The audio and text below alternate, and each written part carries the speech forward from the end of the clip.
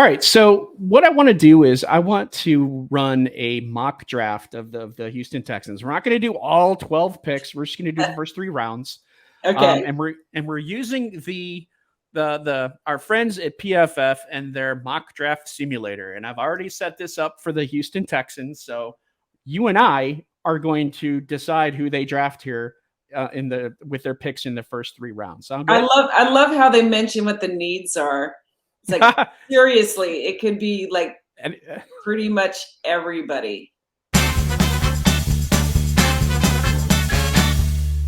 All right, let's start this draft. We're going to start this off. And the first pick, Chicago here. Of course, with this, there's no trade, so they took Jalen Carter, the defensive tackle out of Georgia. So now Houston has their pick. We've got Bryce Young, we've got Will Anderson, we've got CJ Stroud, Will Levis, Steph. Who do we take here? I'm going to say CJ Stroud. All right. I like that. Good.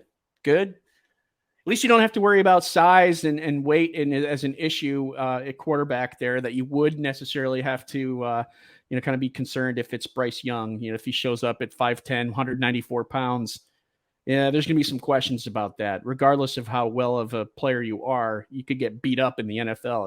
That's just the nature of the beast. So with CJ Stroud, you have that opportunity to not have to worry about that.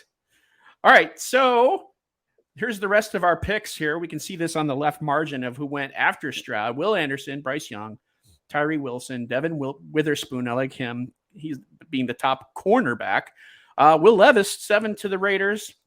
Anthony Richardson to the Falcons. Quentin Johnston, who was a possibility for Houston at 12, goes to Carolina. Another corner goes Christian Gonzalez to the Eagles. Lucas Van Ness, an edge rusher. Now Houston's on the clock. Do they not have Bijan Robinson high? So Bijan Robinson is definitely available. He's right here. You could take him and we could make this a fun mock draft right here. Well, part of me kind of wants to do that. Who's a wide receiver who's available? Well, you've got the Ohio State connection with Stroud, with Jackson Smith and Jigba, right? And you also have Jordan Addison here, who he was at Pitt and then last year transferred to USC, had a great year. So he's an option as well. If I were to choose a receiver, it would be one of those two, and I probably would lean towards Smith and Jigba with the combination of Ohio State. But that's me. I'm not Nick Caserio here. It's like there's some people who think that if you're not looking at the positions at all, that Robinson might be the best guy in the whole draft. Yeah, I mean, yeah. Let's do it. Bijan Robinson to the Texans, and Dameon Pierce supporters are like all up in arms, but hey, that's part of it. All right, so now we're up again here with pick 33, and by the way, I like the pick of Bijan Robinson. You got a guy, you definitely know what you're getting with him. He's been talked about as the next best running back since Saquon Barkley, Adrian Peterson in that mix. I mean, that's a no-brainer, and I wouldn't be surprised if his draft stock kind of rises up more, especially as we get closer to the end of April. And Demeco Ryans has said that they want to be able to run the ball, and if you're doing kind of a Kubiak Shanahan kind of offense, they typically don't go high with running back, but they certainly will get a lot of use, and Yep, I like it. Hey, we're trendsetters here. We're starting something. All right, so we've got a couple more picks here. The 33rd pick. Now we're beginning the second round. Any of these guys strike your interest here? Now, what are our wide receivers? So we got Keyshawn Butte out of LSU. A lot of people talking about him. Jalen Hyatt also out of Tennessee. And those guys most likely are going to be drafted in the second round. The question is, do you want to go that high for them? I say let's take Hyatt. Jalen Hyatt. Okay, all right, we can do that. So far, this draft is pretending like Demeco Ryans can just fix the defense himself and then just load up on offense. If you like sports and playing sporting games, download the Champions Round app, get playing, and start winning. Use the promo code DraftBros for a free $10 and check out our newest game mode, Spicy Slips. If you love live sports gaming, the NBA, or just want some extra action this NFL offseason, come play Spicy Slips. Build a 2 to 5 leg parlay of live props and win big today. All right, that brings us to pick 65 in the third round. There's Isaiah Foskey. That's an edge rusher on Notre Dame. That would be a good pick there. Who else? Darnell Washington. I like this tight end out of Georgia. Strong, big. Let's look on him real quick here. 6'7", 270. So, I mean, he's a big guy, right? So, that's a I just have a hard time picking tight end high. Let's go defense. Then I would go with Isaiah Foskey. All right, let's do that.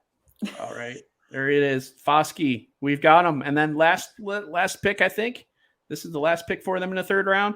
Okay. Is pick 73. Oh, look, there's our tight end again. I'll tell you what. Why don't we take our tight end? Darnell Washington. I like that. I think he's someone who's going to move up, especially at the combine. I think he's going to do really well at the combine, and we're going to be impressed by him. So yeah, let's do it. Darnell Washington. See the grades that we got here from PFF. And keep in mind, they're probably thinking, well, Robinson went higher than what they would have expected. Yeah. It's probably not a position of greater need that they have. So in their algorithm, it brings down the grade. I think it's just simply because they didn't have him ranked that high. Could that change? Obviously. I don't think Bijan Robinson is an F by any means. Well, good. Well, Steph, this was fun. Thanks for helping us with this. It was a pleasure having you on, and it was good to meet you. And, wish the Texans well this year. Hopefully things go well for them, for you, and for, of course, their fan base, which if I'm a Houston Texans fan, I think right now you're looking at the Demeco Ryans hire as a step in the right direction, a light at the end of the tunnel, because that tunnel's been dark recently. I would never bet against him. Like, he's extraordinarily competitive, and direct. And he's a player's type of coach, and I think that goes a long way to building the team, especially where the team is right now, where they're at. Somebody like JJ Watt is saying, "Yeah, I bought my first house across from Demeco Ryans because I figured he knew what he was doing." Well, I didn't hear that quote before. That's pretty cool. Yeah. Like, I mean, it was pretty evident early on when Demeco Ryans was a rookie that he was the guy. Yeah. As a rookie, that is so hard to do. He just connects with people very well. Like, that he values other people as human beings. He's just a really decent person, and I hope he gets everything that he needs to make this successful, because like that would be a great ending of a story. Yeah, absolutely. Well, good luck to your Texans and to Demeco. I appreciate you coming on here for us, Steph. It was nice meeting you. Nice meeting you. Anytime.